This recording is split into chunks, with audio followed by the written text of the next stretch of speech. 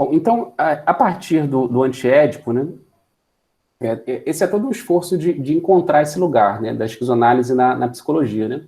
Então, como a gente viu no encontro passado, a psicoterapia, a psicologia e as diversas psicoterapias têm muitas, é um campo disperso, né?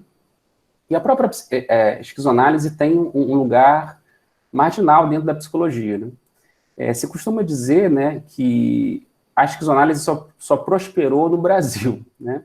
Embora tenha tido origem na França, a esquizoanálise não vicejou muito no território francês e nem em muitos outros países.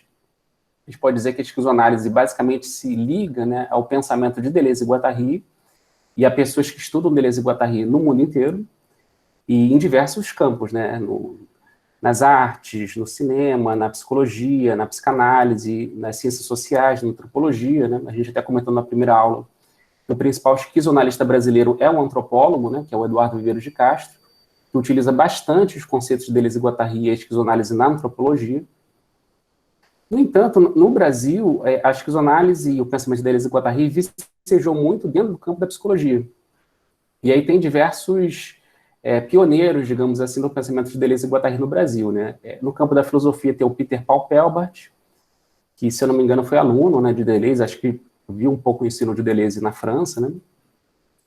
A Sueli Ronick, que foi aluna de Deleuze e analisante de Guattari, né, que foi se exilou na França no final da década de 60, início da década de 70, e aí pôde acompanhar os cursos de Deleuze e trabalhou um pouco também com Guattari na clínica de Laborde.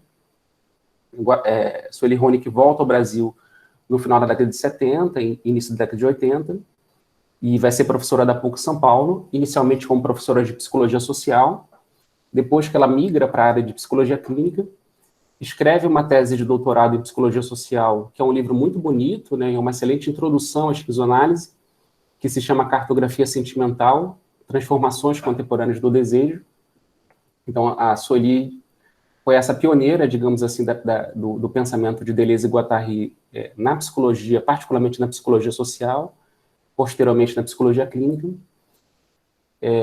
Uma outra figura importante também, que é o Gregório Barenblit, que é um psicanalista argentino, um médico e psicanalista argentino, de esquerda, né, que fugiu da ditadura militar argentina, se radica no Brasil, inicialmente no Rio de Janeiro, funda um instituto de psicanálise bastante diversificado, onde o pensamento de Deleuze e Guattari foi trabalhado justamente dentro do campo psicanalítico lacaniano, aliás, né, porque o Barenblit era um lacaniano do grupo Plataforma na Argentina, e é uma série de professores hoje que são professores ou efetivos ou aposentados de universidades federais no Rio de Janeiro e São Paulo, foram membros do IBRAPS, né, desse instituto fundado pelo Gregório Barenblit, que é o Instituto Brasileiro de Psicanálise, Grupos e Instituições. Então, o IBRAPS buscava fazer essa interlocução da psicanálise com os grupos militantes. Então, a gente pode dizer que o IBRAPS foi uma espécie de primeiro núcleo, assim, mais institucionalizado mesmo, da esquizoanálise no Brasil.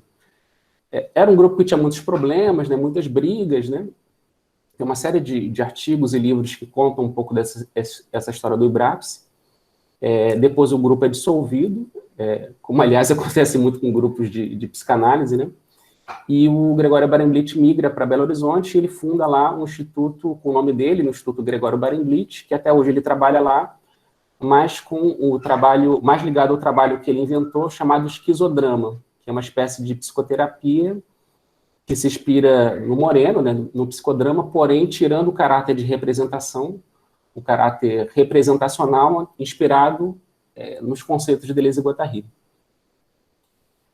Bom, e depois disso, uma série de outras pessoas começaram a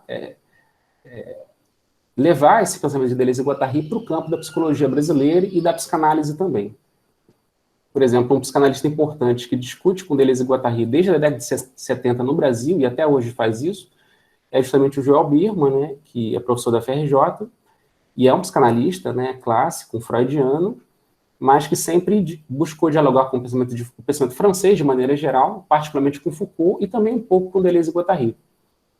Então, dentro desse campo psi no Brasil, né, a psicanálise, a psicologia, o pensamento de Deleuze e Guattari foi entrando, foi se disseminando e se solidificando, né? A tal ponto que hoje no Brasil, né, décadas depois da chegada desses, digamos assim, pioneiros do pensamento deleuziano no Brasil, a esquizoanálise está presente em muitas faculdades, né? Acho que, inclusive, essa disciplina que a gente está dando, né, a presença de vocês, de diversas faculdades diferentes, muitos professores, né, é uma prova disso, né, de como é que o pensamento de Deleuze e Guattari está bastante disseminado, bastante forte no Brasil e, particularmente, no campo da psicologia. Que isso não acontece em lugar nenhum no mundo, né? Tem um artigo da Sueli Ronick, que está publicado no livro Deleuze, Uma Vida Filosófica, um livro organizado pelo Henrique Allier, que foi um encontro logo depois do desaparecimento de Deleuze.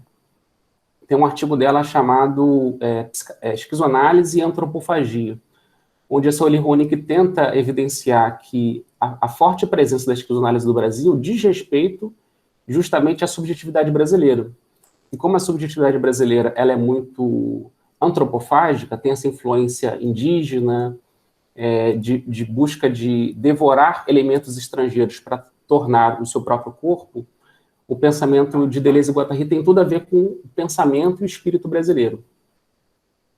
Talvez a gente devesse acrescentar, e me parece que a Sueli Ronick, ao longo dos anos, acrescentou isso à reflexão dela, né? A prova disso é o último livro dela, que não é só esse aspecto, digamos que positivo da subjetividade brasileira, que faz com que o pensamento de Deleuze e Guattari tenha se tornado presente, né, no Brasil, tenha vicejado no Brasil, mas também o fato, digamos assim, negativo, né, que é o fato da violência colonial, né? E Deleuze e Guattari tem um pensamento, digamos assim, bastante bélico, bastante uma análise bastante dura, né, uma máquina de guerra, como eles próprios dizem, que produz essa análise desses microfascismos, que são próprios da subjetividade brasileira também, né? E acho que nesse momento atual do Brasil isso fica ainda mais marcante, né? Mas veja, então, essa própria transformação dessa visão da Sueli Ronick sobre a esquizoanálise no Brasil, né? Inicialmente ela pensa esse caráter mais positivo, mais antropofágico da subjetividade brasileira, e agora ela dá mais ênfase a esse aspecto colonial, né, esse aspecto que deve ser analisado para que a gente possa perceber essas violências que permeiam a sociabilidade e a subjetividade brasileira. Márcio, posso fazer uma pergunta? Uhum. Boa tarde. Boa tarde. Você estava falando, né, da recepção da esquizoanálise no Brasil e colocou aí como um exemplo, né, esse trabalho da Sueli Ronick, mas antes mesmo de você falar disso, eu fiquei pensando se isso não está muito relacionado também ao marxismo, porque todo esse pessoal que você falou aí são todos marxistas, né? Assim, pelo menos em princípio, ou a princípio. Você saberia me dizer se tem algum trabalho que relacione a esquizoanálise com essa cultura marxista do meio acadêmico brasileiro? Uhum. Olha, eu diria que talvez em tudo, né? Acho que a sua colocação, Luciana, é muito boa, porque o pensamento de Deleuze e Guattari, a gente vai falar um pouco disso agora, né? Desde o Antiédipo, é muito marcado pelo Marx, né? Então, essa sua colocação é importante, né? Porque, né, já que eu estou falando dessa situação atual do Brasil, né? Justamente a esquizoanálise chega no Brasil num período de ditadura militar, ou seja, de resistência à ditadura militar. E o pensamento marxista foi muito importante para essa resistência à ditadura militar brasileira, no meio acadêmico, né? No pensamento brasileiro, né? No pensamento de esquerda no Brasil. Agora, então eu diria que, assim, o pensamento marxista está meio que em tudo no que diz respeito à esquizoanálise no Brasil, né? Agora, eu diria que talvez um pensamento mais marxiano, né? E não exatamente marxista, ou seja, ligado aos partidos, ligado a essa ortodoxia marxista que, aliás, Deleuze e Guattari detestavam, né? Então, essa ortodoxia marxista sempre foi muito criticada por Deleuze e Guattari e por esses autores que eu citei do Brasil, que são muito marcados pelo pensamento de Deleuze e Guattari no Brasil, né? Eu diria que tudo, né? Recentemente aí eu vi alguma coisa que alguém colocou no grupo de esquizoanálise, né? Acho que muito no grupo de WhatsApp do esquizoanálise Norte-Nordeste, alguém colocou alguma publicação sobre Deleuze e Marx, né? Então, mas eu não lembro exatamente. Se alguém lembrar, aí, por favor, coloque aí no chat, por favor. Acho que o Éder colocou alguma coisa aí. Mas, de maneira geral, Luciano, acho que permeia tudo, né? Acho que tanto a presença de Deleuze e Guattari no Brasil, né, nesses autores que gostavam do pensamento marxista ou marxiano, e também esse caráter de resistência à ditadura militar no Brasil. Bom, então, entrando nesse campo, né, então, falando um pouco dessa história da esquizoanálise no Brasil, né, e particularmente no campo da psicologia, então você veja que mesmo autores, professores brasileiros ligados ao campo da filosofia, eles buscam sempre pensar Deleuze e Guattari nos estudos da subjetividade. Então, por exemplo, o Peter Paul Pelbart, que é um filósofo, o mesmo Fugante, né, o Luiz Fugante, que é um filósofo, né, e que pensa a esquizoanálise de maneira clínica, né? Então isso é muito interessante, né? Então Fugante, ele quer pensar a esquizoanálise de maneira clínica, embora ele seja um filósofo e trabalhe com ferramentas da filosofia, mas ele percebe isso, né, que a esquizoanálise é uma filosofia prática, como Deleuze pensava, e por isso tem uma vertente clínica, né? Deleuze sempre afirmou no trabalho dele que o pensamento dele é um pensamento crítico e clínico, inclusive, sobretudo, com a literatura, né? Que a leitura, os escritores, né, a literatura é um pensamento clínico, né, que ajuda a cartografar as virtudes da vida, né, as forças da vida e do pensamento. Então, no Brasil, né, acho que os análises estão muito ligados ao campo da psicologia. Bom, como é que a gente pode pensar essa interseção, né, esse lugar, né, da esquizoanálise na psicologia, particularmente na psicologia brasileira, considerando isso que eu falei, que a esquizoanálise está mais no campo da psicologia no Brasil, né? Então, eu diria que, inspirado no Antiédipo, que a esquizoanálise é uma espécie de modelo complexo, como eu tinha falado, que tem uma relação entre a filosofia, a psicologia social e a psicanálise.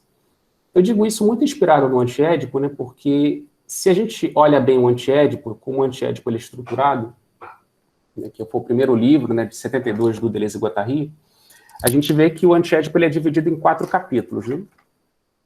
O primeiro capítulo se chama As Máquinas Desejantes, o segundo capítulo se intitula Psicanálise e Familialismo, a Santa Família, o terceiro, Selvagens, Bárbaros, Civilizados, e o quarto capítulo se chama Introdução à Esquizoanálise. Então, o primeiro capítulo, As Máquinas Desejantes, é propriamente um capítulo que coloca em jogo os principais conceitos da esquizoanálise, o que eles chamam de 3 sínteses, né? Que a gente vai poder falar mais aprofundadamente, talvez na próxima aula ou daqui a 2 aulas, que é uma reinterpretação do conceito de pulsão em psicanálise. Seriam as máquinas desejantes, o corpo sem órgãos e a subjetivação.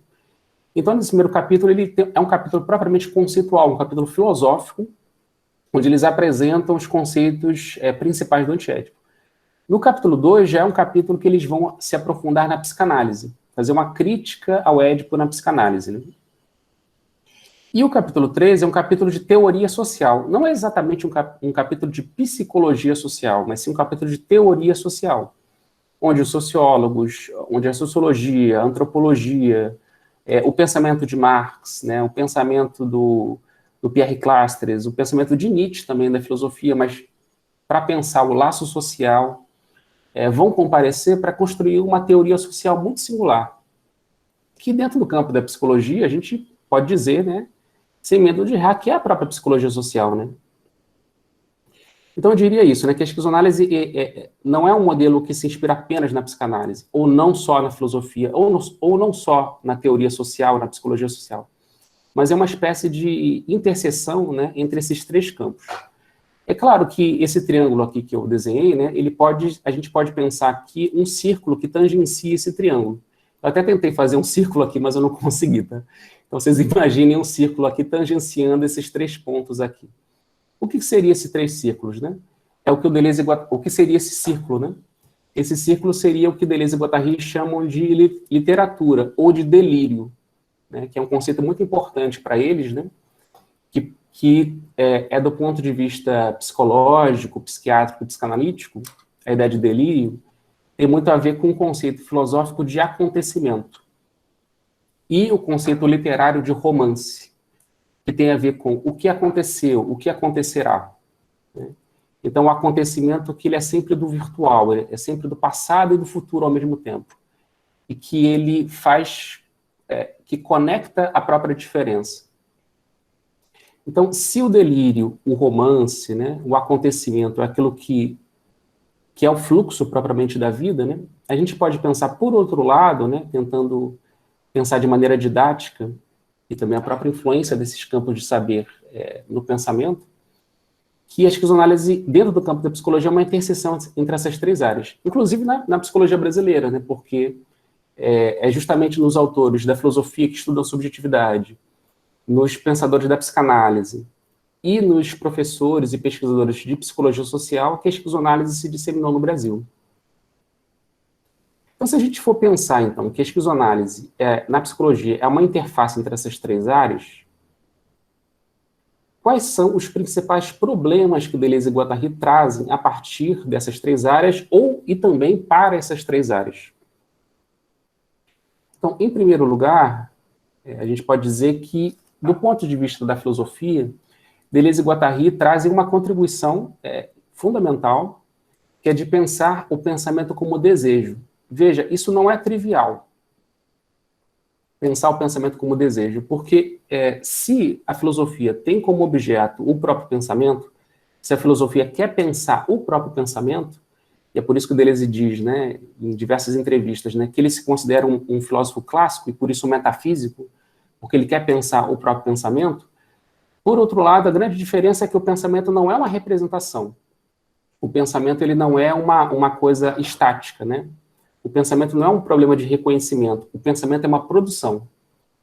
E é nesse sentido, né, que essa filosofia de Deleuze, né, que se liga a Nietzsche, a Spinoza, vai se ligar muito à psicanálise também. Né? Pensar o pensamento como desejo e não como representação.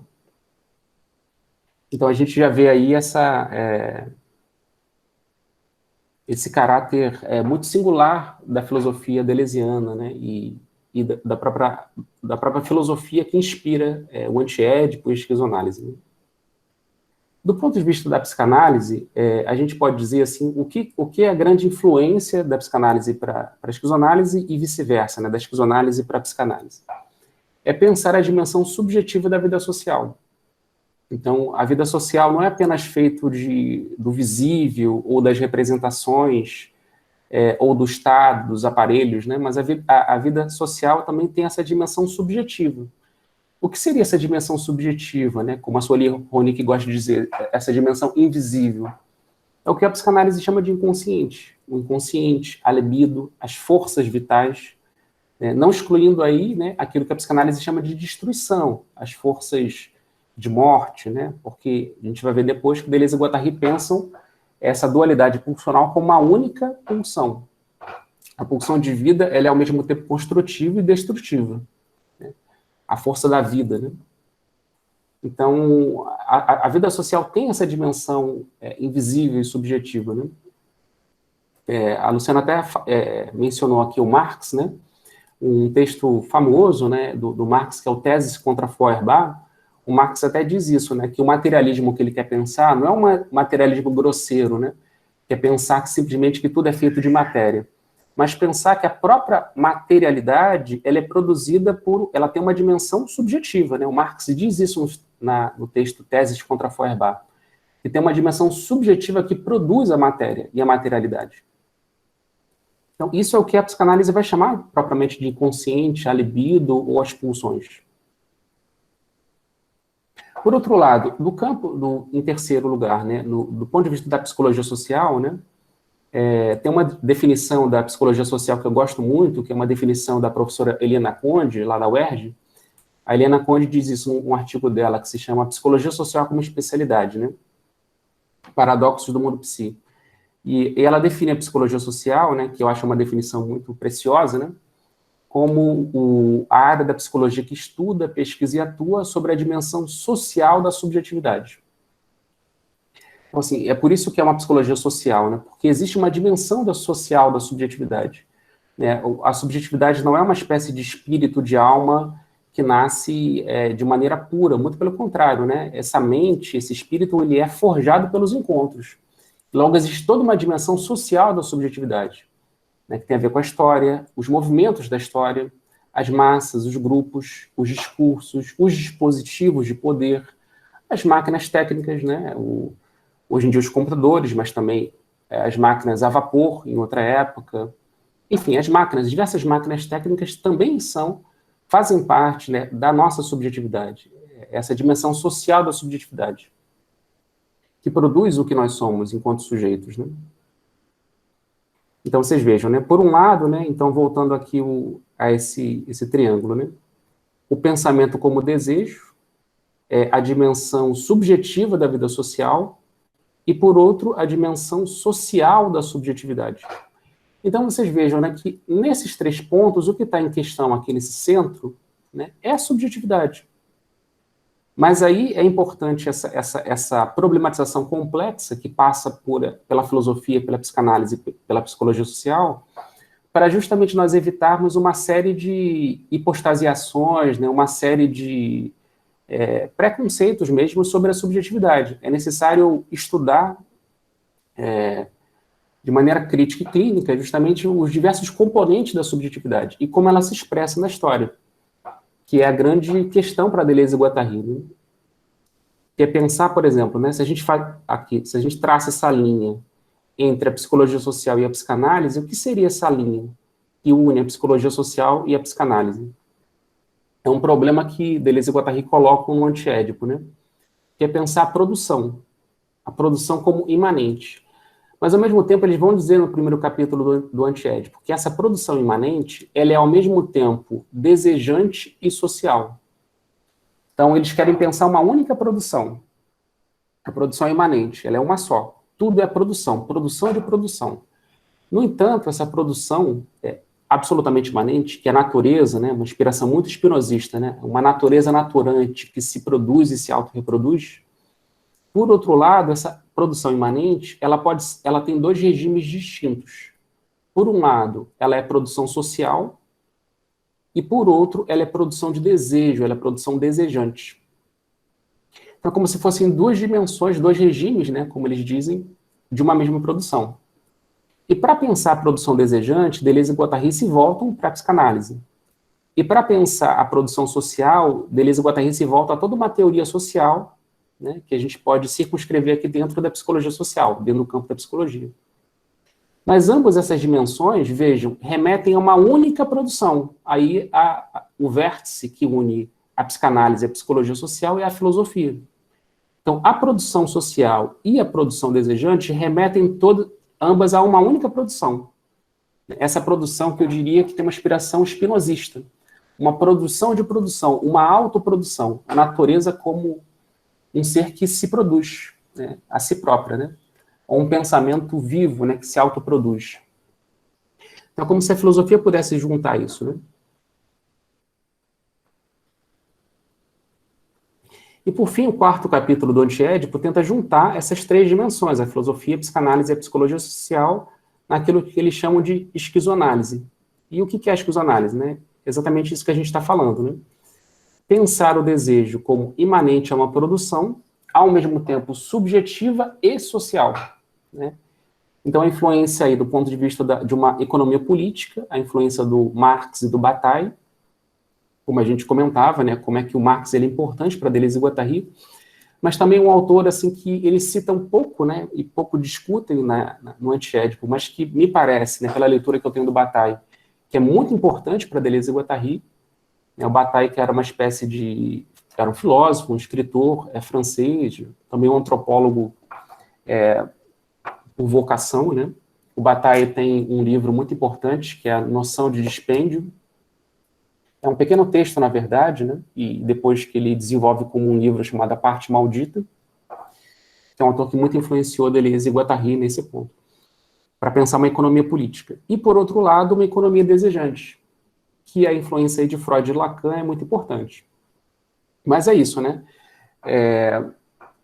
Antes de abrir para perguntas e colocações de vocês, né, é importante lembrar que essa imanência dessa produção social e subjetiva ao mesmo tempo, que se divide aí numa economia política de um lado e uma economia desejante, é sempre uma coisa muito... É um uso muito singular que Deleuze e Guattari fazem desses autores e dessas teorias, né?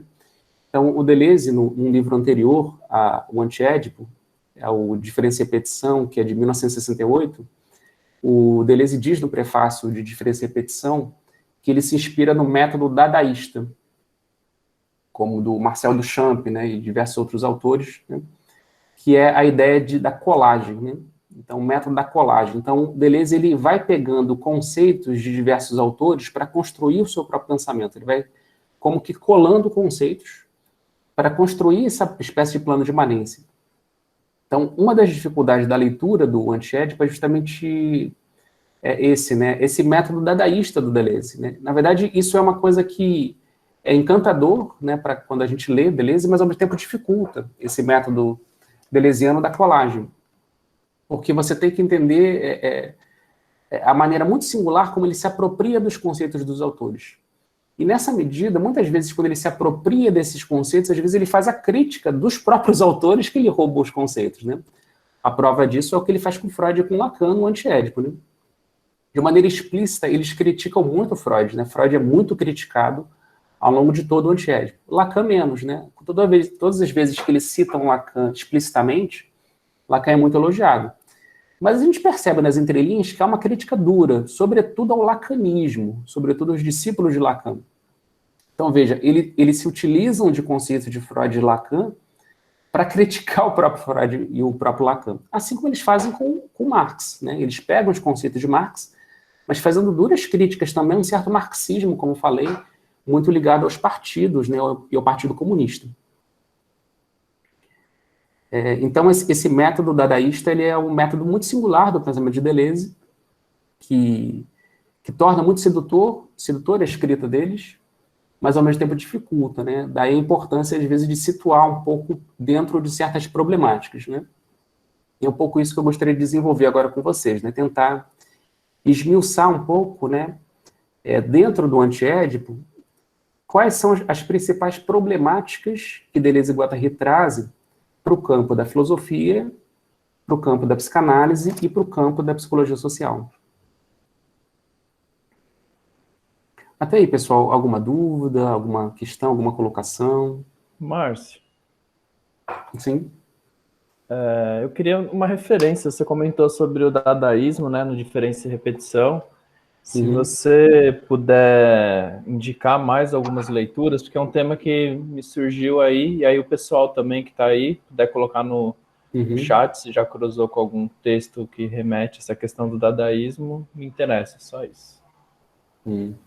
Thales, que eu me lembre nesse momento, né, eu acho que tem só essa referência do Diferença e Repetição, ele faz essa referência explícita ao dadaísmo, né? Mas talvez tenha outras referências sim, mas eu não estou me recordando nesse momento não, se os colegas puderem ajudar.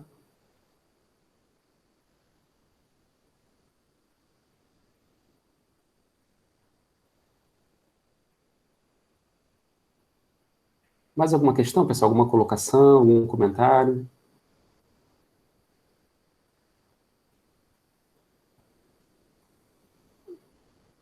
Podemos avançar então? Bom, então tentar, como eu falei para vocês, circunscrever algumas problemáticas que Deleuze e Guattari trazem no Antiédipo, né?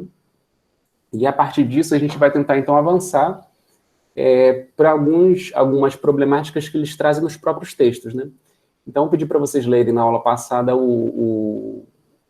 a entrevista sobre o Antiédipo, né, que está publicada no Conversações, que é justamente um pouco de uma boa introdução, eu acho, esse texto ao Antiédipo, né? E para o encontro de hoje, a gente está um pouco atrasado no nosso cronograma, né? Seria a primeira parte do capítulo sobre psicanálise do livro Diálogos, do Deleuze e da Claire Parnet. Então, acho que eu diria que esse capítulo do Diálogos a gente deixa mais para o próximo encontro, porque o livro Antiédipo foi publicado em 72, que é a primeira parte dessa obra conjunta de Deleuze e Guattari, intitulada Capitalismo e Esquizofrenia. Então, Capitalismo e Esquizofrenia tem 2 volumes. O primeiro é o Antiédipo, publicado em 1972, e o segundo é Mil Platôs, publicado em 1980. Entre esses 2 livros, esses 8 anos, né, Deleuze e Guattari publicaram alguns textos esparsos, né, como Rizoma, Um Sol, Vários Lobos e Como Criar para Si um Corpo Sem Órgãos, textos esses que foram incorporados a Mil Platôs, mas também eles fazem trabalhos fazem também um trabalho conjunto, né, que é o livro Kafka por uma literatura menor, que é de 75. O Guattari tem alguns livros solo, né, como, por exemplo, Psicanálise e Transversalidade, que é publicado em 74, que é uma coletânea de textos anteriores ao encontro dele com Deleuze. E o Deleuze publica, junto com a Claire Parnet, que era aluna dele, o Diálogos. Né? A Claire Parnet, que é uma jornalista, né, uma comunicóloga de formação e sempre acompanhava os cursos de Deleuze.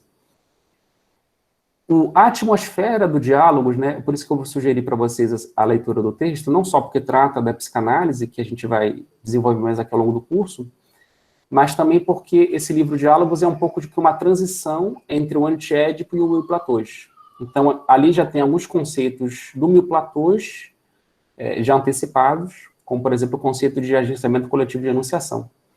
Então, antes da gente avançar um pouco para essa segunda parte do capitalismo e esquizofrenia, que é o Mil Platôs, é importante falar um pouco sobre esse primeiro momento, que é o Antiédipo. Porque certas problematizações, né, certos conceitos, melhor dizendo, mudam de um livro para o outro. Mas, de maneira geral, a problemática é comum nos dois volumes, né? Como diz o subtítulo, é pensar o capitalismo e a esquizofrenia. Então, veja, no próprio subtítulo já tem um pouco essa imanência, como eu falava para vocês, da produção. Né? A produção que é ao mesmo tempo social, né? O capitalismo como analisador, e a produção que também é desejante. E aí a esquizofrenia como analisadora dessa produção desejante. Então, o Deleuze e o Guattari, eles trazem, então, uma série de problemáticas novas para o campo da filosofia, da psicanálise e da psicologia social, que o Antiédipo coloca, assim, de maneira bastante, me parece, bastante organizada até, em cada um dos capítulos. Então, como eu falei, o capítulo 2 é claramente um capítulo que discute a psicanálise, né? Faz uma discussão profunda sobre uma série de textos freudianos, né? E de autores da psicanálise também, para poder fazer essa crítica do Édipo na psicanálise, do familismo próprio da psicanálise. O capítulo 3 do Antiédipo é essa análise sobre o capitalismo e a história do Ocidente. E o capítulo 1, então, traz esses conceitos novos para pensar certos problemas no campo da filosofia. Bom, então, e o capítulo 4 meio que junta tudo isso, né, quando faz essa introdução à esquizoanálise. Então, no campo da filosofia, né, como eu falava para vocês, né, inicialmente eles querem pensar, né, o problema do pensamento como produção e não como representação. Né?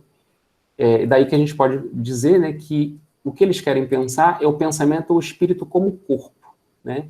Então, na aula passada falávamos um pouco disso, né, que como desde do pensamento de Sócrates, Platão e Aristóteles, há essa separação entre pensamento e corpo. Né? O Nietzsche fala isso na Semana da Tragédia, né? Que o Sócrates, ele instaura, então, essa separação, e daí essa transcendência, né?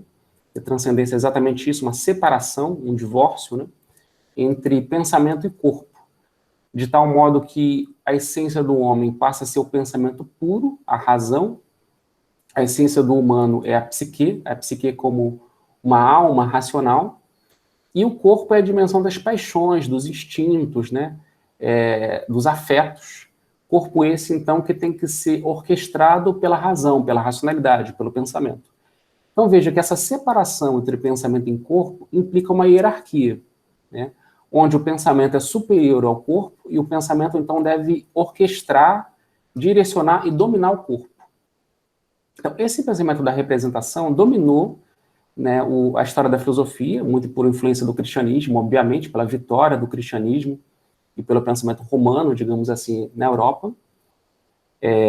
Até porque uma série de outros autores que não pensavam assim tiveram obras destruídas, né, bibliotecas destruídas, enfim. Isso é uma longa história, né, dessa repressão da imanência entre pensamento e corpo. No entanto, mesmo dentro desse pensamento europeu, né, uma série de autores tentaram mostrar, né, fazer uma problemática filosófica onde o pensamento e o corpo sejam um só, e onde essa hierarquia do pensamento sobre o corpo é subvertida, não em detrimento de que o corpo seja superior à mente, muito pelo contrário, mas mostrar que o corpo, os afetos, são imanentes, né, são uma coisa só, junto com a mente e a razão. que são justamente esses autores que Deleuze gostava, né? Como eu falava para vocês, né? O Hume, o Spinoza e o Nietzsche. O Deleuze fala isso, né? Se eu não me engano, é nesse próprio texto, né, que eu passei para vocês, né? O Entrevista sobre Antiédipo, mas posso estar enganado, né? Que o Deleuze dizia que, para ele, nos seus estudos de história da filosofia, tudo convergia, nos seus estudos, né, nessa cartografia que ele fazia da filosofia, tudo convergia para a grande identidade Spinoza-Nietzsche. Então, ele percebia que entre Nietzsche e Spinoza havia uma profunda solidariedade de problemática, né? E essa solidariedade está, né, muito presente no Antiédipo e análise. Dentre todos os autores da filosofia que mais influenciam, né, que estão mais presentes de maneira explícita ou implícita na esquizoanálise, sem dúvida que Nietzsche e Spinoza são os principais. Nesses dois autores, né, é muito claro isso, né, de que não há esse divórcio, não há essa separação, não há transcendência, né? Eles superam toda a transcendência a partir de uma absoluta imanência, onde o pensamento ele é corpo e o corpo ele já é um pensamento.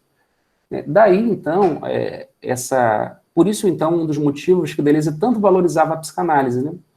De ver, então, que os afetos já são pensamento, né? Isso é muito próprio da psicanálise, né? Aquilo que você sente, os sintomas, por exemplo, né?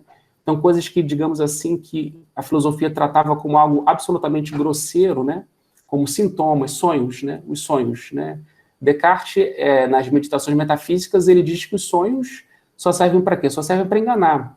O delírio, a loucura, né? Spinoza, o Descartes vai dizer, né? O delírio, a loucura é aquilo que nos traz um engano, que não nos leva para a verdade. E a psicanálise afirma o contrário disso, né? Que a loucura revela a verdade do sujeito, o delírio revela um desejo se construindo ali, se produzindo. Os sonhos é a mesma coisa, os sonhos são indícios de um pensamento não só nascente, um novo pensamento nascente, que está nascendo, mas também de um pensamento antigo, que ainda vigora. Então, veja, quando a gente olha para Nietzsche e Spinoza, a gente vê, então, que Freud, Lacan e a tradição psicanalítica como um todo são muito próximos desses autores. Não é à toa que tem muitos filósofos no Brasil que fazem muitas críticas a Deleuze e Guattari e, no entanto, aproximam Spinoza e Nietzsche com a psicanálise. Por exemplo, tem o André Martins, né, que é um professor lá da FRJ, que ele é muito crítico de Deleuze, mas, no entanto, ele pensa essa identidade entre psicanálise, Spinoza e Nietzsche. E, de fato, mas, assim, quem pensou essa similaridade, quem pensou essa proximidade inicialmente foi o próprio Deleuze, né? Entre a psicanálise e o pensamento filosófico de Nietzsche e Spinoza. Então, essa profunda imanência, né? O Nietzsche fala isso, por exemplo, num aforismo do Zaratustra, né? Ele diz assim, né? Que existe no humano uma pequena razão e uma grande razão. A pequena razão é justamente o que nós chamamos de razão, de racionalidade. Que é a representação, é como a gente representa as coisas, né? O pensamento tem muito a ver com representação. É só lembrar de Platão, né? Para Platão, basicamente, o pensamento ele é representação. O que é o pensamento para Platão? São formas. O que são formas? São ideias. Ideias, como vai dizer Descartes, ideias claras e distintas. Então, o que se chama normalmente de pensamento é representação. E o Nietzsche chama isso, no Zaratustra, de pequena razão. E o Nietzsche vai dizer, mas existe em nós uma grande razão, e essa grande razão é o nosso corpo. Quando a grande razão, chamada corpo, diz goza, o pensamento, que é a pequena razão, diz ele goza. Quando a grande razão diz sofre, a pequena razão, que é o pensamento, vai lá e sofre. Então, Nietzsche, nesse parágrafo, né, do Zaratustra, é como se ele dissesse, veja, temos que inverter o platonismo, que é o grande leitmotiv de Nietzsche, né? Inverter o platonismo, né?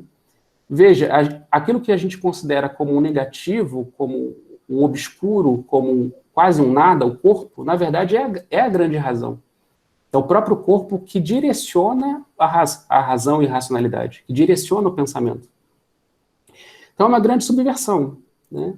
Então, subverter o platonismo, né? É até o título de um artigo de Deleuze que foi publicado como apêndice do Lógica do Sentido, né?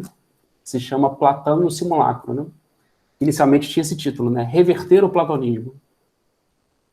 Então, é a busca de Nietzsche, né? Mas antes de Nietzsche, no século XVII, foi toda a problematização do Spinoza, né? Spinoza, que era um judeu, né? E justamente dentro do judaísmo, cristianismo, existe toda essa visão profundamente transcendente, né? Onde Deus, o Espírito, está separado da criação, né? Deus, o Criador, está separado da criação. Da mesma maneira como na história da filosofia, o pensamento está separado do corpo, né? Spinoza, então, vai mostrar que essa criação ela é imanente e que o Criador e a criatura são um só, né? Então, existe uma profunda imanência na produção. Então, ele vai subverter esse pensamento judaico-cristão, curiosamente, a partir dentro dele mesmo, né? Então, são os dois principais autores, né? É a partir dessa grande identidade Nietzsche-Spinoza que o Deleuze, então, vai construir o seu pensamento. E dessa identidade Nietzsche-Spinoza, então, a psicanálise se liga, né?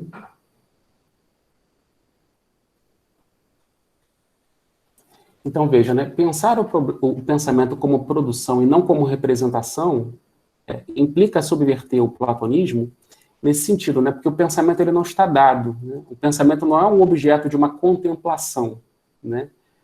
As formas, as ideias não estão dadas, não são objetos de uma recognição. Muito pelo contrário, né? Então o pensamento ele é fruto não de uma contemplação, mas o pensamento é uma criação. Daí Deleuze vai afirmar isso ao longo de toda a sua trajetória, né? Até um dos últimos livros dele, que é o que é a filosofia, onde ele vai justamente definir a filosofia como a arte de criar conceitos. Então ele diz, é uma coisa muito contemporânea. Mas veja, é uma coisa muito contemporânea porque, de certa maneira, existiu uma inatualidade desses autores. Esses autores como Lucrécio, na Grécia Antiga, o estoicismo também na Grécia Antiga, Spinoza no século XVII, Nietzsche no século XIX, são autores inatuais. Por que inatuais? Porque eles vão contra o pensamento hegemônico. Né? Vão contra o platonismo, vão contra o cristianismo, vão contra a transcendência. Né? Todos eles, então, vão contra esse consenso estabelecido que pensar é contemplar. Quando eles vão dizer, não, pensar não é contemplar, pensar é criar. Daí a importância do corpo. Né? Porque se o corpo se conecta, se o corpo muda, ou seja, se ele se agencia, então o pensamento também é um agenciamento. Aí volta aquele tema que a gente mencionávamos agora há pouco, do dadaísmo. Né? Então, se o corpo ele é produzido pelos seus acoplamentos, o pensamento é a mesma coisa. O pensamento ele varia de acordo com as conexões que ele estabelece. Daí, né, o corpo, os afetos, como então fontes, né, de uma outra maneira de pensar. Bom, a consequência disso, né, como falávamos, é pensar o pensamento como desejo, né, que foi uma coisa que o Spinoza, no livro dele, A Ética, colocou, né, que a essência do humano é o seu desejo. Então, veja, é uma coisa muito nova na história da filosofia, né, isso que Spinoza coloca. Dizer que a essência do humano é o seu desejo, né, e que o desejo é aquilo que impele o humano a fazer algo, significa dizer, então, que o humano ele não é uma espécie de um ser ensimesmado, encapsulado, né, um eu penso, solitário, como pensava Descartes. Não, muito pelo contrário. A mente e o corpo, né, são influenciados por outras ideias. Né? A mente ela é tão composta quanto o corpo. Ou seja, a essência do humano é o desejo. E o desejo tem a ver com aquilo que nos marca, aquilo que nos impele, aquilo que nos direciona. Então, isso é, como nós falávamos, uma grande subversão no pensamento filosófico. De Platão a Hegel. Né? Uma grande subversão. Então, como falávamos, isso é uma inspiração no pensamento de Spinoza, Nietzsche, Freud e Lacan. Que é uma crítica ao sujeito soberano ou sujeito da consciência na filosofia moderna.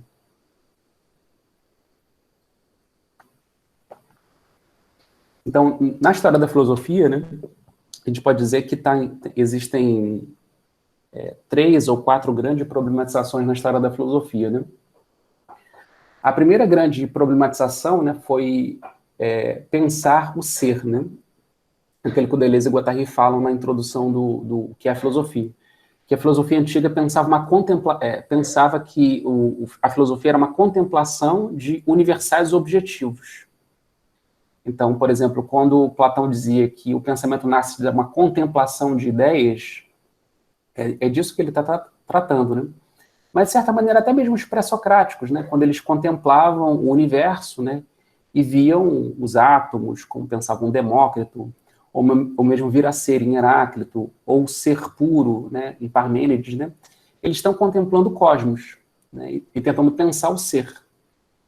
Uma contemplação do ser, uma problematização sobre uma problematização da objetividade do mundo.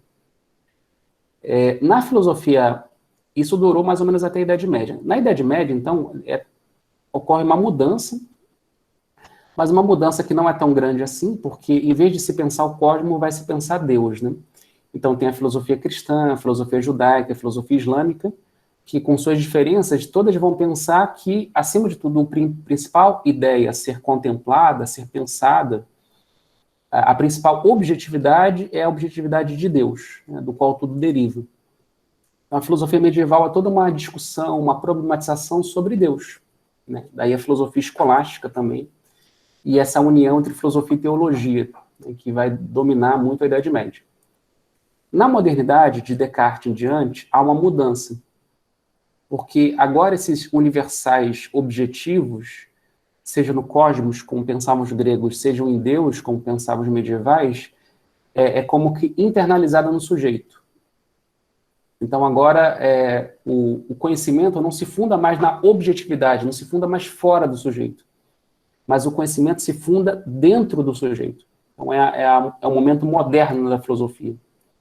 Então como vai dizer Deleuze e Guattari, é o universal de reflexão. Então não é mais um universal objetivo que você vê fora de si, não é mais uma contemplação de objetividades fora do sujeito, mas é ao contrário, né?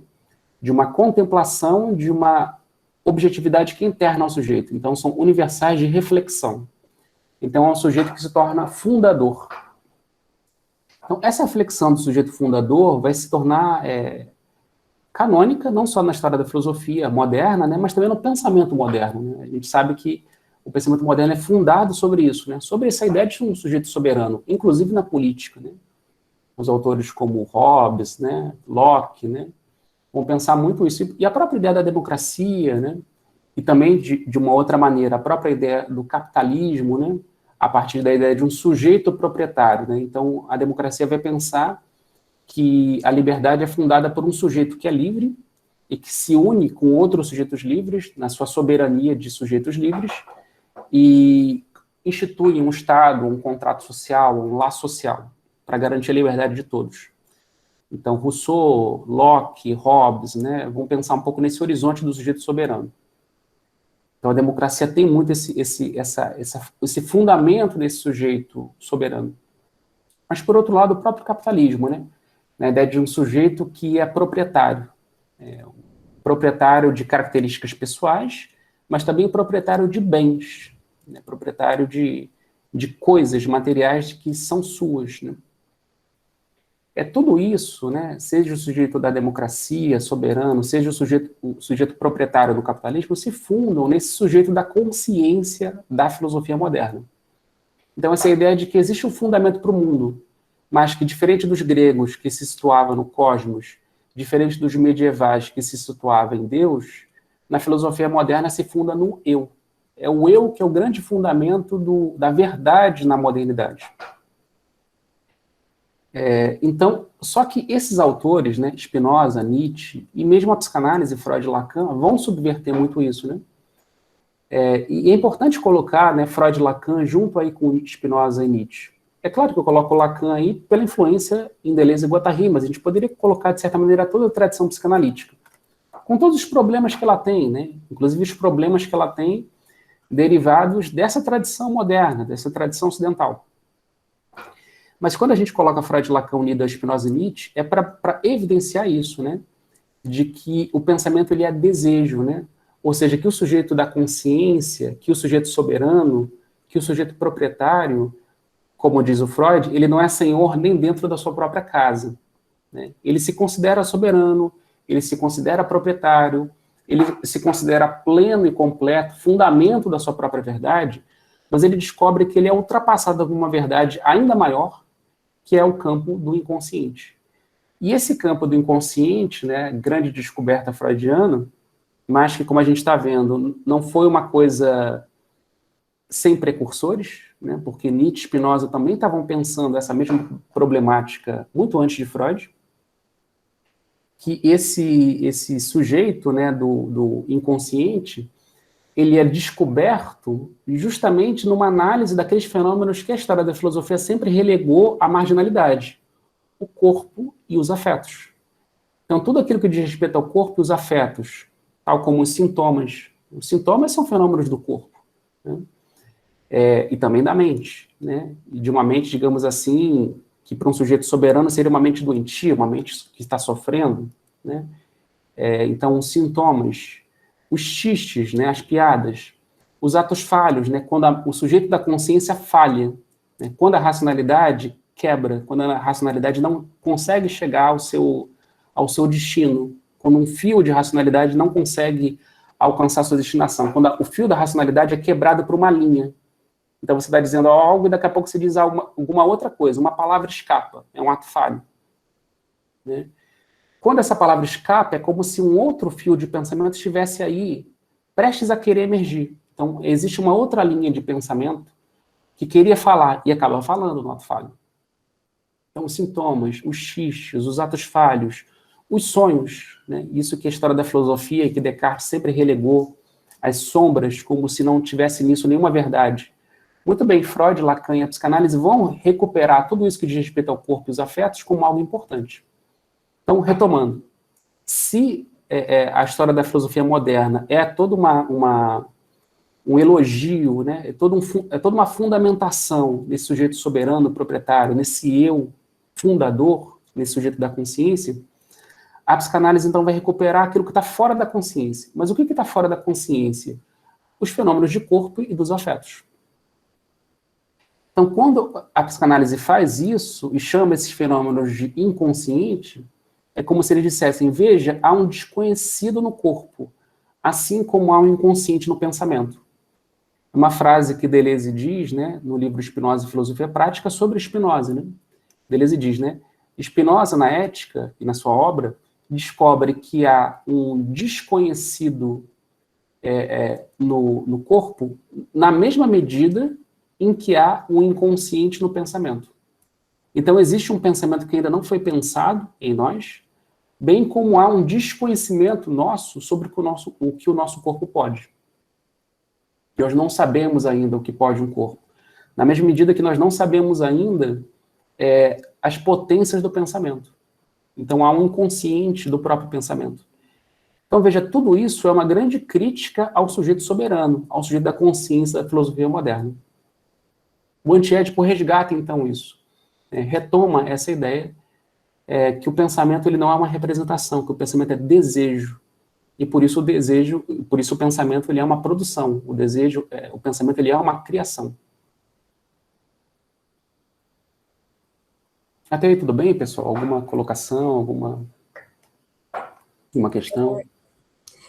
Se o senhor pudesse trabalhar, porque eu estava olhando o texto, né, que o senhor disse que a gente não vai discutir tanto ele hoje, vai ser mais próxima aula.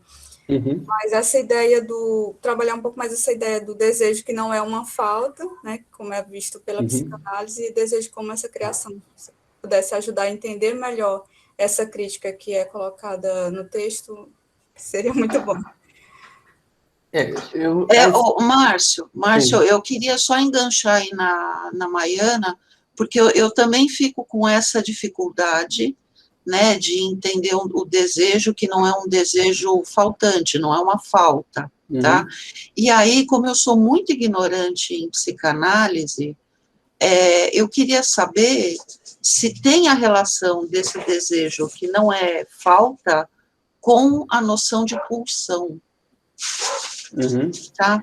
Sim, há essa relação, exatamente, né? Eu acho que é por aí que a gente pode não só subverter uma certa psicanálise hegemônica, como ainda mostrar que essa subversão ainda é psicanálise, né? Ou seja, dá um passo atrás na própria psicanálise, porque eu acho que é isso, do ponto de vista da psicanálise, o que Deleuze e Guattari fazem no Antiédipo, que é fazer uma crítica da representação do desejo na psicanálise. Então, a psicanálise, hegemonicamente, representa o desejo como um desejo...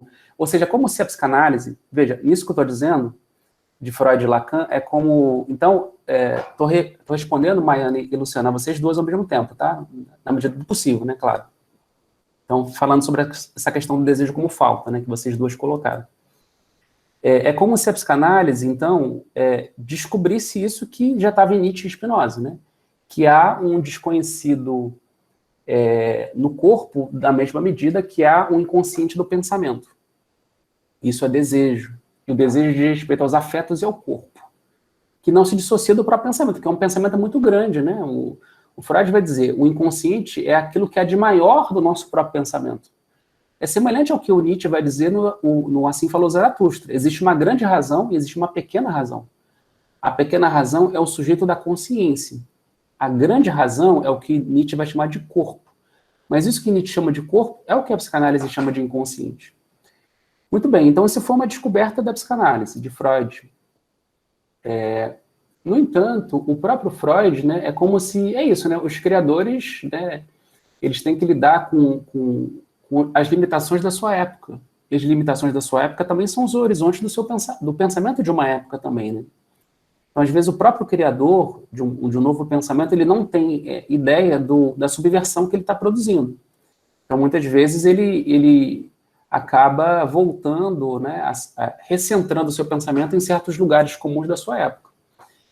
Então, por exemplo, essa influência da representação, que, como a gente está falando, é muito antiga no pensamento ocidental, remonta a Sócrates e Platão, mas também a filosofia moderna, a Descartes, a Hobbes, a tantos outros autores, né? A Hegel. Isso também está presente na psicanálise, com a ideia do Édipo, né? Então, a ideia do Édipo é o próprio retorno do sujeito da consciência da filosofia moderna na psicanálise. Então, é a volta do sujeito soberano, é a volta do sujeito proprietário, do eu proprietário, na própria psicanálise.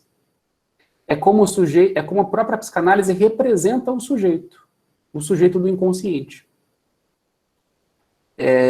E aí, quando a própria psicanálise representa o sujeito do inconsciente a partir do complexo edipiano ou da estrutura do nome do pai, como vai pensar o Lacan, é todo um recentramento dessa lógica dos afetos, do corpo e do inconsciente.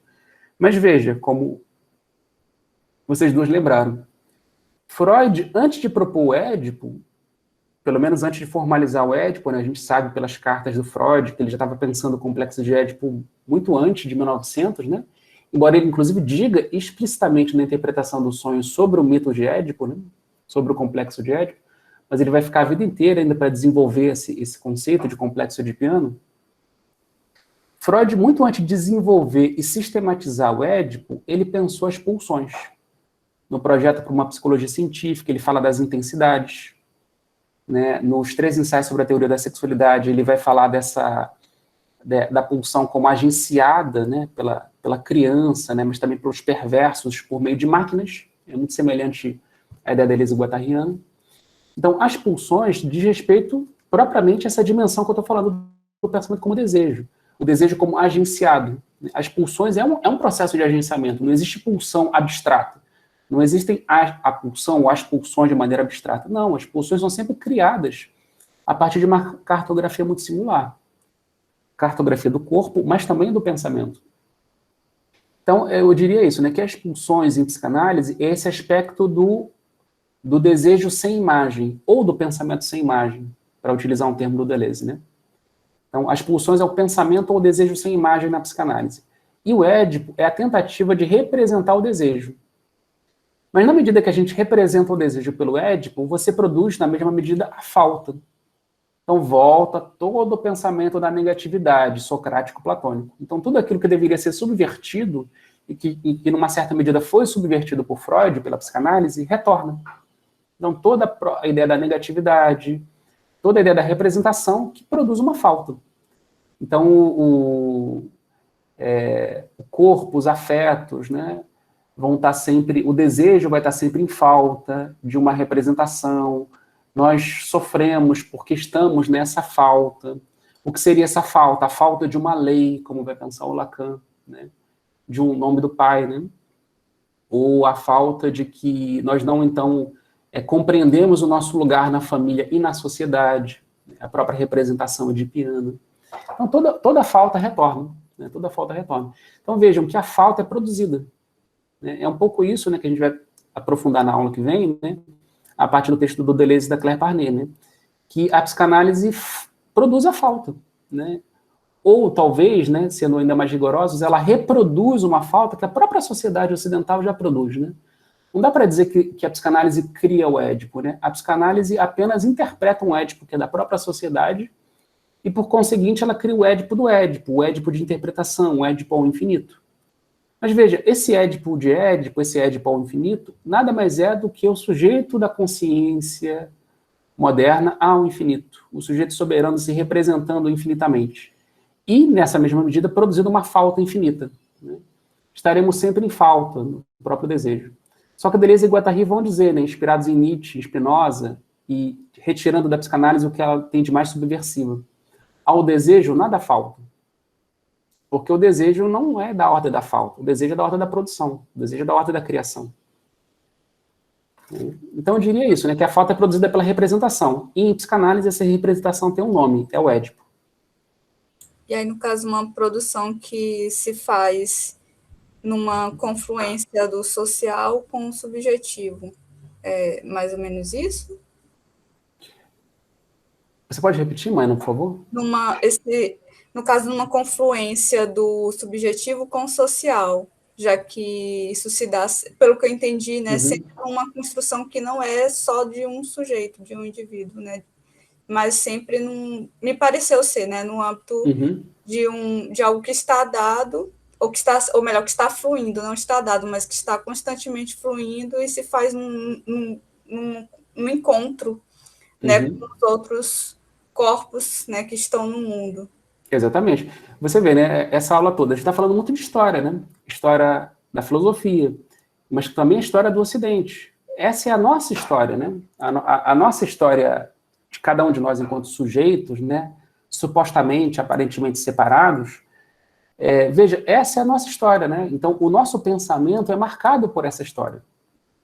Então, veja, é a história de um corpo ou de uma subjetividade coletiva e social, mas que também, ao mesmo tempo, é a nossa. É a história de cada indivíduo, né? De cada sujeito aparentemente separado, né? Então é isso, né? Não há como a gente separar a subjetividade da sociedade, né? Para Deleuze e Guattari, sujeito e social, subjetividade e sociedade, produção social e produção desejante, é uma mesma produção. Então, não dá para a gente pensar o sujeito sem pensar a história desse sujeito, que é uma história coletiva, uma história social, que produz, né, esse sujeito, ou esses sujeitos, né, no plural. Então, sem dúvida. Né? Ô, Márcio, e aí existe uma coincidência muito grande nisso que você está falando, né, do sujeito como um sujeito social e tal, com a ideia, né, do Édipo, né, essa falta e tal, mas com a ideia do pecado original, né, porque no pecado original, quer dizer, a tua falta é o nascimento já como um ser insuficiente, né. Exatamente, né? Então essa ideia do pecado original é uma ideia propriamente de representação, né. Então Deus dá uma lei para Adão e Eva, diz assim, não comerás desse fruto. Né? Adão e Eva tomam isso como uma representação. Eles pensam assim, esse fruto é ruim, esse fruto é mal com L, esse fruto é o mal, né? E aí eles pensam, e aí, bom, eles se sentem seduzidos lá pelo mal, né? Porque é isso que Deleuze e Guattari vão dizer no Antiédipo, né? É que a própria lei cria a falta, né?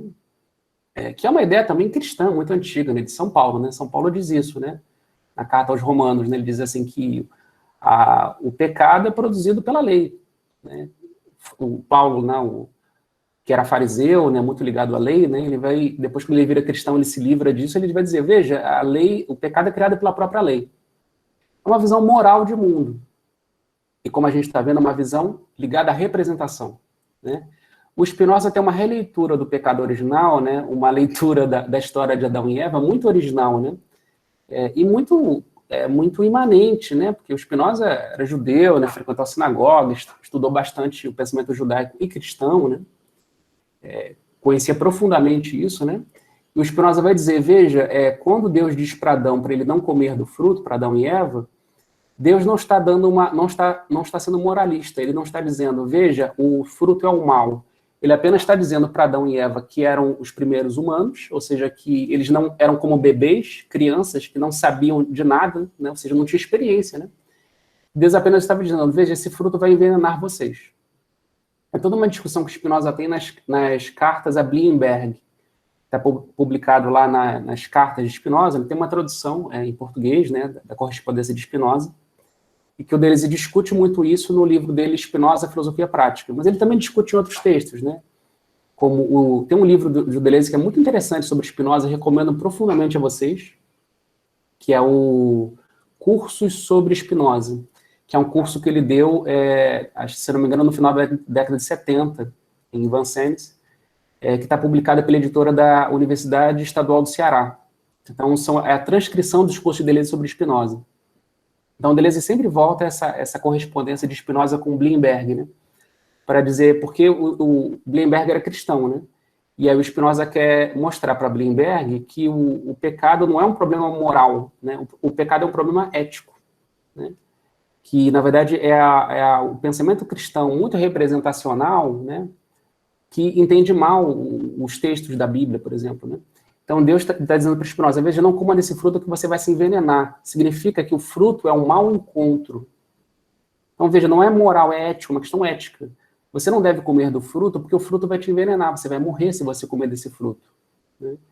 Então, Deus está sendo ético com Adão e Eva. Mas Adão e Eva, que são crianças, que são bebês, são os primeiros humanos, sem experiência, ou seja, eles não entendem de como é que os corpos se compõem, do que faz bem e do que faz mal para o seu próprio corpo, eles tomam a frase de Deus como um imperativo moral. Veja, o fruto é mal, mal definitivo, né?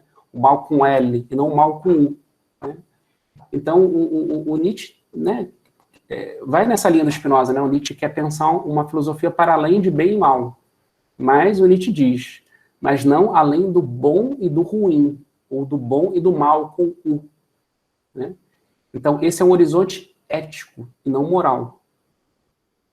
Então é isso, né? A falta original, essa coisa tão antiga judaico-cristã, é uma má interpretação, basicamente.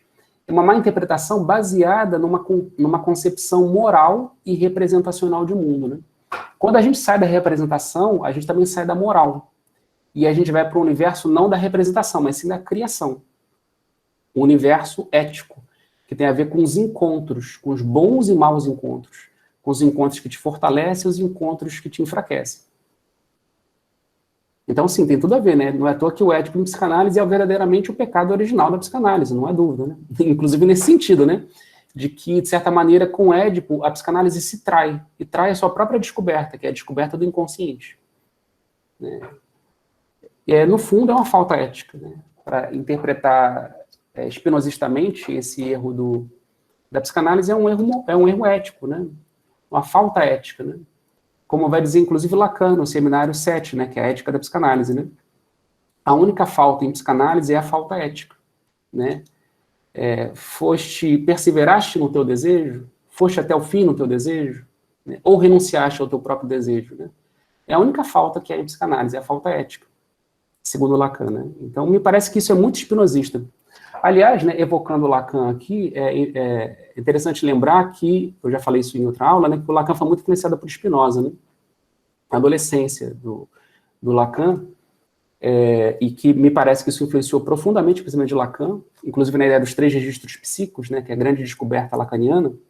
Mas o Lacan, no início do seminário 6, que é o seminário justamente antes da ética da psicanálise, né, o seminário de 58, 59, na primeira aula do seminário 6, que se chama O Desejo e Sua Interpretação, o Lacan faz uma grande homenagem a Spinoza e diz que Spinoza é o grande filósofo que, antes de Freud, pensou que a essência do humano é o seu desejo. Então, Lacan fez essa grande homenagem a Spinoza nessa primeira aula do Seminário 6. Ele diz assim, antes de Freud, existiu um único filósofo que pensou a essência humana como desejo, e esse filósofo foi Spinoza. Então, Spinoza, muito antes de Freud, foi o primeiro autor a pensar isso, né? O desejo, né? Márcio. Sim. Eu fico pensando aqui, eu não tenho uma base teórica assim para afirmar, mas tendo a pensar da seguinte forma, que o interdito ao incesto também tem uma relação com essa, poderia ter uma relação também com essa falta, Uhum. Porque a partir do momento que essa relação funcional da criança, né, com a mãe,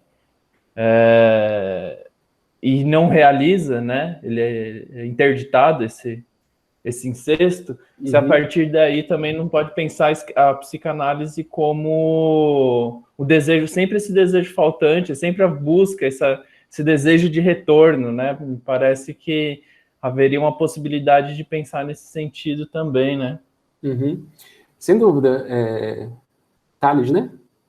Sem dúvida, Tales, que você tem razão, né? Não é à toa que a problemática do Édipo, né, em psicanálise, vai se articular rapidamente com a problemática do incesto na antropologia, né? O Lévi-Strauss vai ser um dos primeiros a recuperar essa ideia freudiana, né? No texto dele, as estruturas elementares do parentesco, né? Vai mostrar que Freud, de alguma maneira, teve razão, né? No entanto, no Anti-Édipo, de Deleuze e Guattari, no 3º capítulo, que é o Selvagens, Bárbaros e Civilizados, eles vão dar uma outra interpretação, né, imanentista a essa proibição do incesto, né? Eles vão dizer assim, o que a sociedade primitiva quer conjurar não é exatamente o sexo com a mãe, né? Ou a ideia de que a mãe tenta reintegrar o produto, né? Então, pensando que o filho é um produto da mãe, né, que sai do corpo da mãe e que se destaca como um ser separado, né? E o incesto seria essa, por um lado, do ponto de vista do filho, a tentativa de fazer sexo com a mãe. Porém, do ponto de vista da mãe, é a tentativa de reintegrar o produto dela ao seu próprio corpo, ser novamente um com o corpo estrangeiro, fora, né, que é o corpo do filho.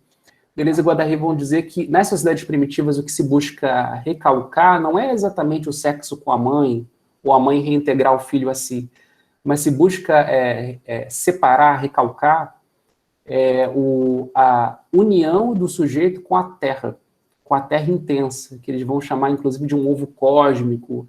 É uma interpretação bastante complexa, que vale a pena, né, para fazer essa discussão com... É uma das partes mais difíceis, realmente, do Anti-Édipo, tá? Não é uma parte fácil, não.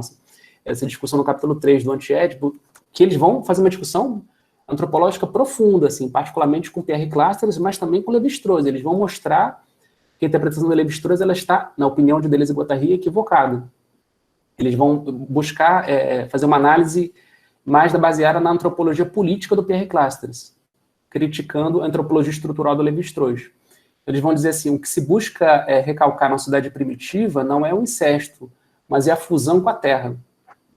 E aí nas mitologias, toda uma questão com a fusão com a terra intensa, sair da tribo, se tornar uma outra coisa, né? Que o Pierre Clastres vai falar muito sobre os Karai, né? Que são os profetas indígenas, né? Que eles não têm pai nem mãe, eles são seres nômades, né? Que não pertencem a nenhuma terra, que não pertencem a nenhuma tribo, né? É muito interessante, né? Inclusive a própria obra do Pierre Clastres é muito interessante. Mas Deleuze e Guattari tem uma discussão muito complexa sobre isso, difícil mesmo, assim, no capítulo 3 do Anti-Édipo. Mas na opinião deles é isso, assim, o que se busca recalcar não é a mãe, e não é o desejo do filho de querer a mãe, mas é esse desejo cósmico de ser alguém fora da linhagem, sair da genealogia, entende? Então, mesmo entre os indígenas é isso, os indígenas tentam sempre codificar e recentrar os seus indivíduos dentro da tribo, dentro de uma genealogia, dentro de uma filiação, dentro a códigos de aliança. E essa fusão com a terra intensa vai desfazer esses códigos, né? Então vai liberar os fluxos. E é isso que as sociedades indígenas tentam conjurar. Márcio, estava aqui te ouvindo, lembrando de uma aula que você fez, acho que ano passado, logo no começo da pandemia, em que Você situou essa importância da antropologia esquizoanalítica também a partir da importância, né, da emergência desse livro esplendoroso do Davi Copenau, do Bruce Alberti, e do quanto eu fico pensando, às vezes, né, depois dessa aula sua, foi a partir dali que eu comecei a ler A Queda do Céu, e sempre que eu pego para ler, às vezes levando para turmas aqui com os alunos, ou lendo por conta, me dando conta do quanto teria sido interessante uma leitura de Deleuze-Guattari sobre A Queda do Céu. A composição disso com aquela antropologia política do inconsciente no capítulo 3 ali, né? Isso que você acaba de falar, né, da liberação dos fluxos, a liberação dos fluxos a partir de um contato com a terra intensa e a leitura Yanomami sobre a Shawara. Né? Não sei se você quer falar disso, mas eu fiquei pensando nessa intuição sua quando você trouxe na aula, aquela aula do ano passado, e como isso é impressionante. É muito legal, Éder, essa sua lembrança do Davi Copenau, né? Eu acho que essa tarefa aí que não tinha como Deleuze e Guattari empreenderem, né? Porque, enfim, eles não estão mais aqui. Acho que é a nossa tarefa, né? A gente conectar esse pensamento do Davi Copenau, né? Que não dá nem para dizer que é um autor brasileiro, né? Porque é um autor indígena, né? Ele não pertence ao Brasil, né? Ou seja, ele não está dentro dessa representação do que nós chamamos de sujeito soberano. Ele não faz parte dessa soberania moderna, né, de um Estado nacional. Ele não é brasileiro, Davi Copenau. Davi Copenau é Yanomami, né? É um líder, uma liderança, né?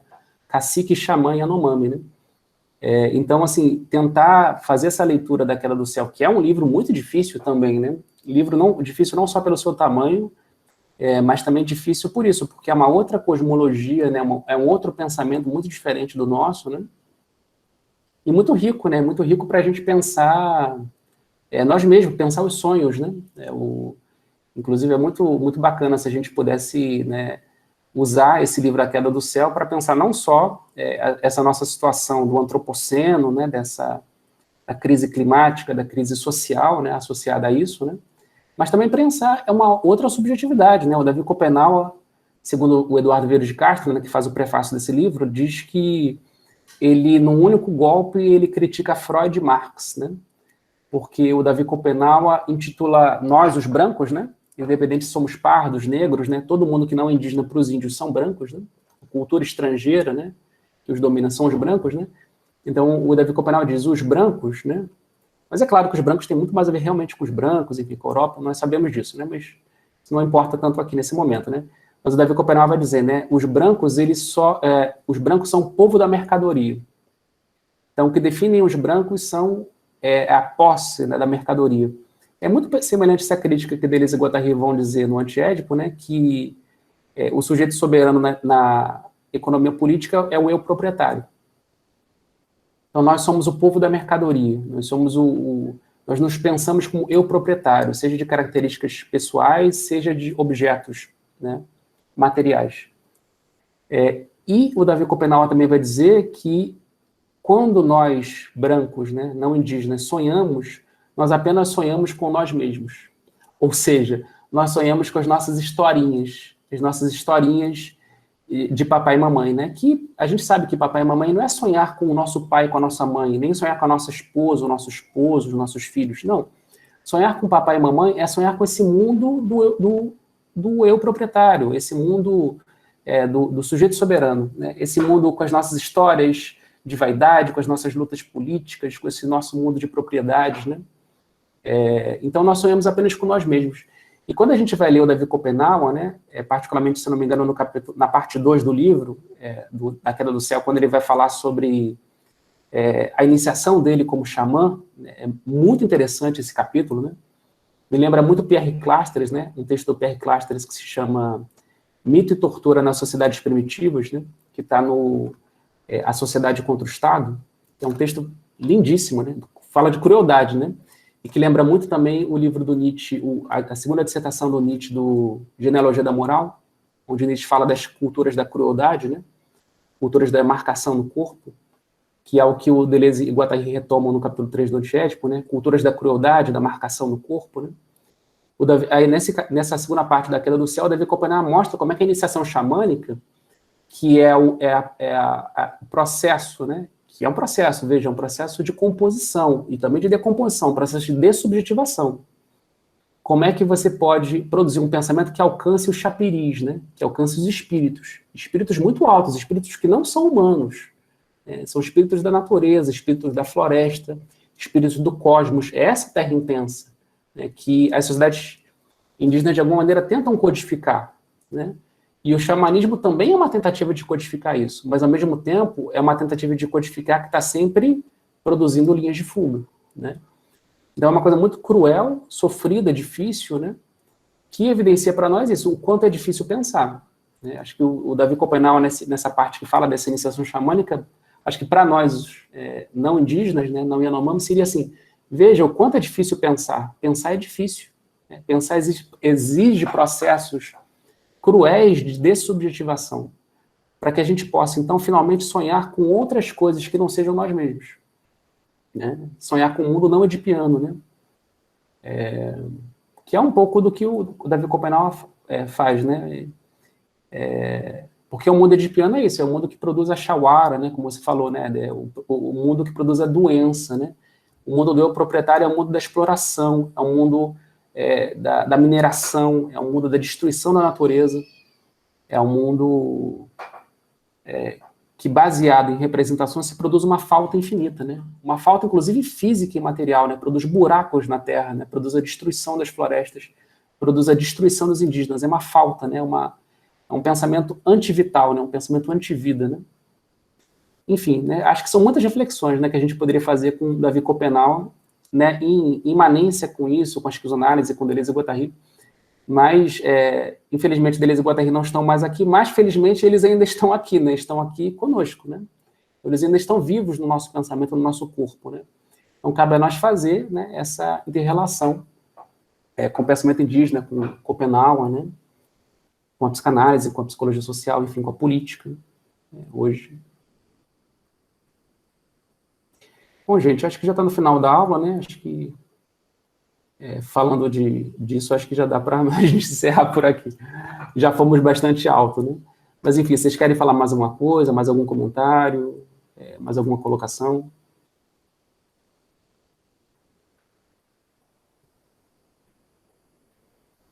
Então, beleza, pessoal. Então, no encontro que vem, a gente continua, então, né, falando um pouco dessa problematização, das problematizações do antiédipo, né, na filosofia, na psicanálise e na psicologia social, nessa cartografia que a gente está tentando fazer aqui, né, bastante esquemática, né, eu espero que essas aulas sejam uma espécie de, de certa maneira, um guia de leitura, né, para que vocês possam ler, se aprofundar na obra de Deleuze e Guattari.